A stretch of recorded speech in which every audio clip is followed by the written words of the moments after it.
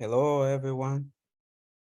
I'm here again, guys, to answer all your questions or solve your problems when it comes to cloud computing.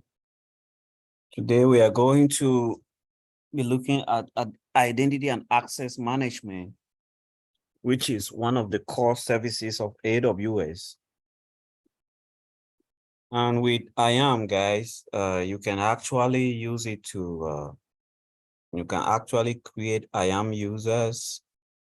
You can also create groups of users. And for example, if you have users that belongs to different team or intends to perform or needs the same level of access, you can actually create IAM groups. And for example, you can create a group and call it the DevOps group. And then you can actually add a couple of users into that group and just give a single permission to that group, and all the users can inherit those permissions, which is actually the best practice when you use identity and access management, because in that way, you're not going to overgive permissions to users that don't need it. And so we can create users with IAM users, as well as we can also create roles. IAM rules are just a way for you to give access to services. For example, if I actually wanted to make sure that I can allow EC2 instance to pull or deposit logs to an S3 bucket, I am going to have to create an IAM role for EC2 so as to enable EC2 to have access to S3. So you can also give the permissions to a role based on the principle of least privilege, right? So another feature of IAM is IAM policies. And policies are actually just a document, guys, that contains a set of permissions that you can attach them to IAM users. You can attach policies to groups. You can attach policies to roles. And the good news here is that AWS has managed policies. So you don't actually have to write custom policies, but you can just simply use the AWS managed policy. If you search, for example, for admin policy, you see that there are some AWS managed policies. You can actually use them. But it's going to be a best practice to create your own policies anyway. So because in most cases, these AWS managed policies, they give access to users. So the best practice is just to create your own policies. And also another feature I wanted to show you is identity providers. This is a very interesting feature of IAM. And this feature can enable you to actually create or to give access to third party to federate users. Let's give an example. You are using multi-cloud and you manage your IAM users, in this case, using Azure 80. You can actually create a SAML role. In this case, create a use SAML to simply give access to users in 80. In that way, you're giving access to your AWS console through AWS roles. You can create SAML roles, and those users can assume those roles. So each role will have a certain level of permissions that gives access to them through those roles. For example, if you have some users that intend to manage your network, you can create a network role and you can integrate it with Azure, and through SAML, they'll be able to assume the permissions of that role. And yeah, these are some of the features that you have. If you also look at the IAM dashboard, you can look at IAM Analyzer. That is a very important feature. This feature can look into the account and actually see the user's access and actually also recommend if some users have permissions more than what they deserve, it can actually analyze that and advise you on that. So that is more features you have. But AWS has brought up another identity and access management service called IAM Center, and I think that one is going to be replacing IAM. You know, anyway, we're still using IAM anyway, which is a very important service to control access to your AWS account. So that is what you use IAM for. So today we are going to actually start by creating an IAM user, because that is the starting point. Because if you don't have an IAM user, there is no way you can access the AWS account. So IAM user is what you use to either access the AWS account programmatically or through the console. So we are going to go through showing you how to create IAM users. So to create an IAM user, you simply can click here and click on add users. And let me just call the user, let me just say test user. That's an IAM user, test user. Now, when you create an IAM user, in this case, you need to give them, there are two options. The user can, maybe it's a user that needs access through the console, through the AWS console. We're going to check this box that enables the user to gain access through the console, and specify the users in identity center. We are not using this for now. No, I'm just creating an IAM user.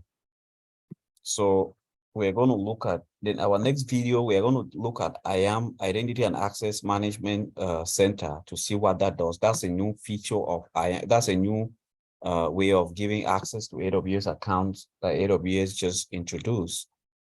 But for now, we are going to just continue to look at, let's just create it using IAM. So when you are creating an IAM user, if you are giving them access through the console, they will need a username, which is actually just what we created there, test user. If you give them the username, you have the option to auto-generate a password, but in this case, I'm just going to create the password by myself. I'm just going to give the password by myself. Perfect.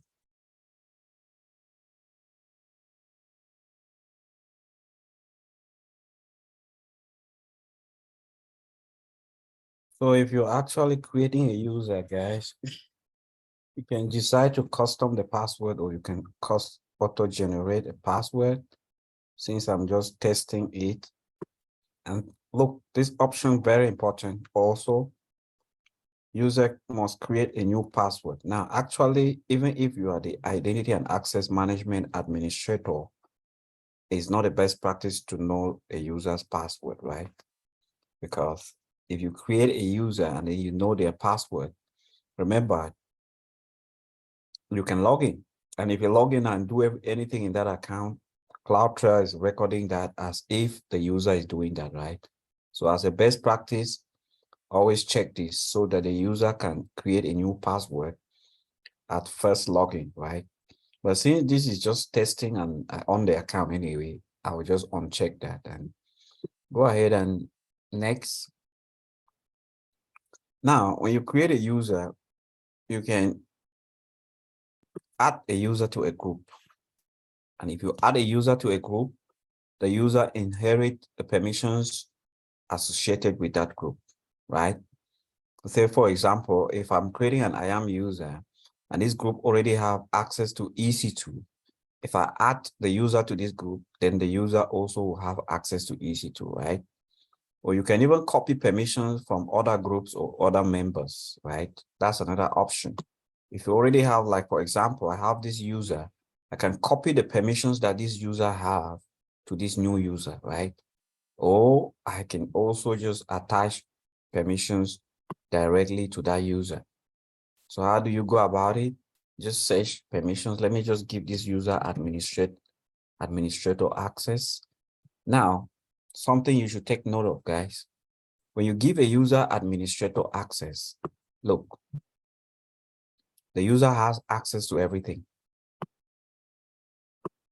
He has access to everything except billing. So the user can create anything, he can delete anything. He has full access, read and write permissions to every service in the account and to every resource in the account, except to manage billing, right? So is that a best practice? No. Give permissions to users according to the principle of least privilege, which states that that user should only have the permissions that he or she needs to perform the job or the task in those accounts, right? Because if you give a user administrator access, you're indirectly saying that the user can manage IAM, which is not good, right? If I can manage IAM, it means I can create IAM users and use them later on. What if that user leave that account and then you can use those IAM users, right? Yeah, so take note of that. So the best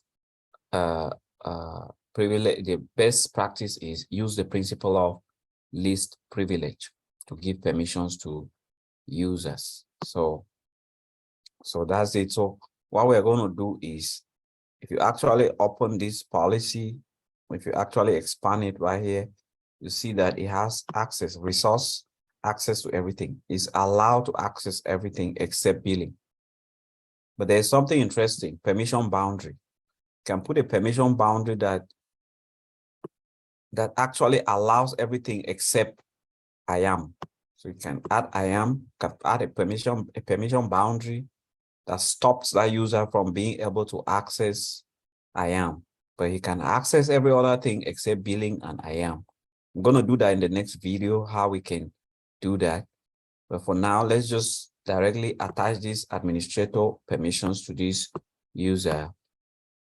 And we'll do next, and then you can give tags. Tags in AWS is simply a label, right? A key and a value pair. You can just identify resources when you create them, you give them tags.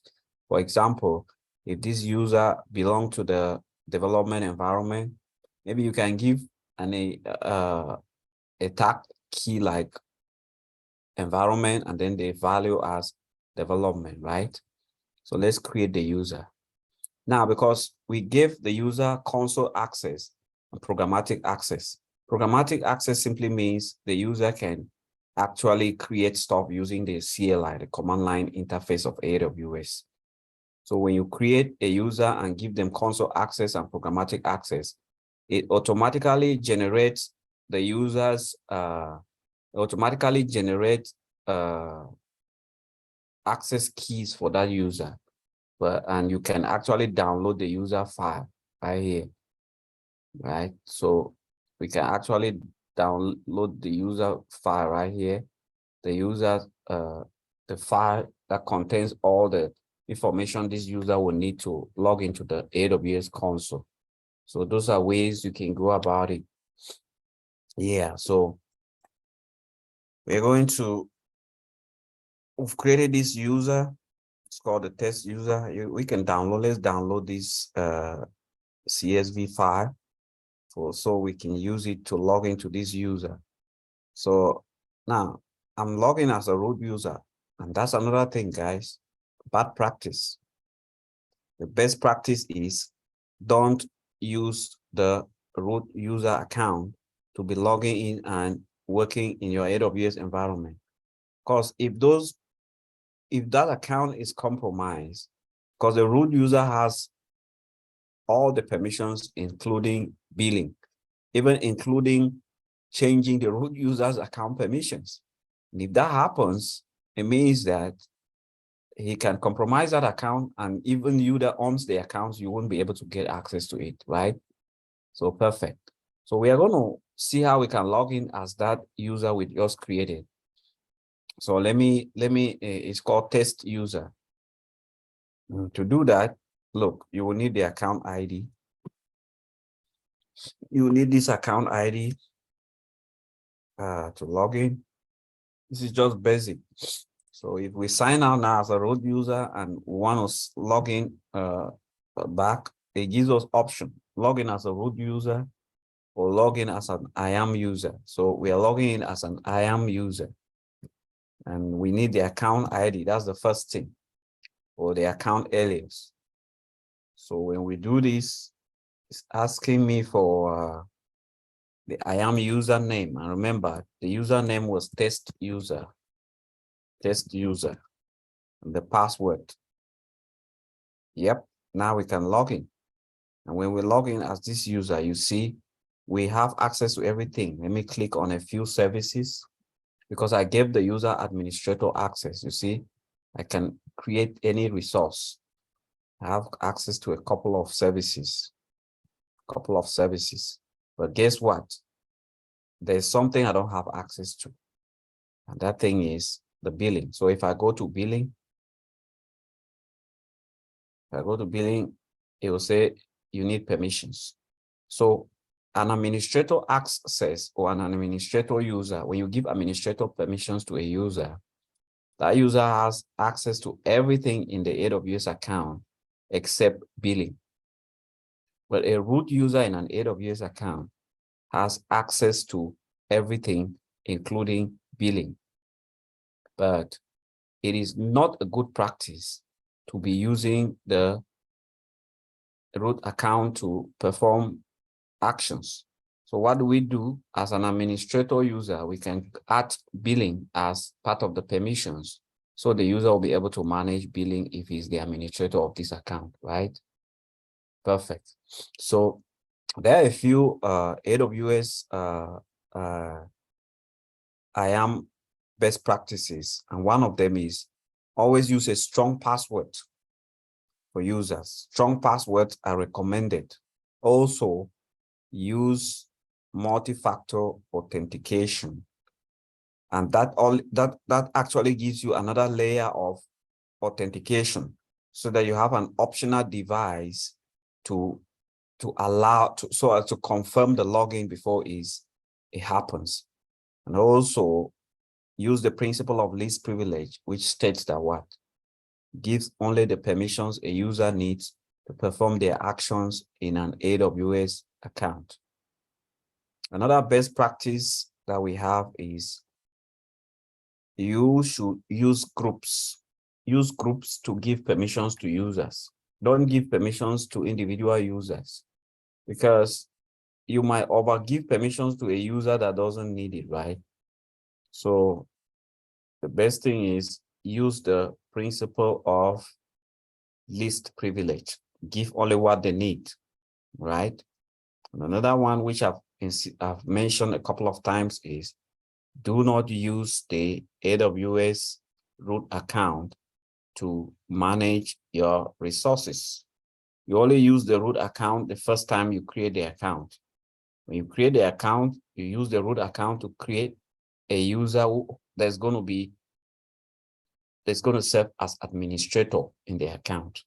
When you create that administrator user, attach them permissions, don't use the root account anymore. All right. Perfect. So that was it from us today, guys. I'm going to continue to upload more videos when it comes to AWS.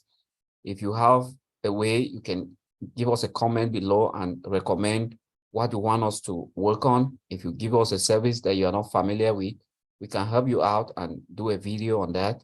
And also subscribe to our channel, guys, because that will help us that will encourage us, and also share the videos and like the videos if you feel like they help you out. We are here to help you guys to understand all about cloud, especially AWS cloud.